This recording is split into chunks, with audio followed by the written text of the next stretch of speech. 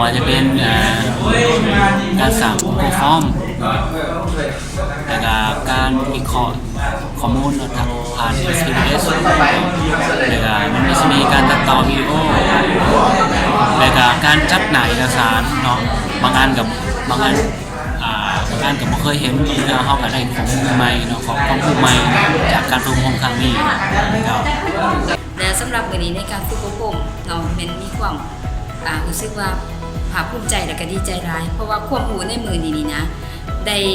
เฮ็ดให้ข้าพเจ้ารู้สึกว่าการเรียนรู้บ่มีที่สิ้นสุดเนาะเพราะว่า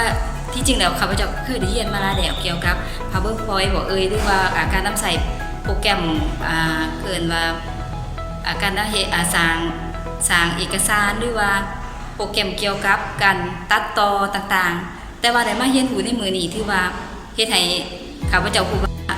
ความรู้บ่มีที่สิ้นสุดแล้วก็มีเกินว่าประสบการณ์เพียงปองเดียวหรือว่าข้างเดียวนี่แม่นแนวใดก็บ่ท้อแบบลักษณะแบบว่าเอื้อยผู้สองน้องผู้หนึ่งเนาะจ้ะเนาะ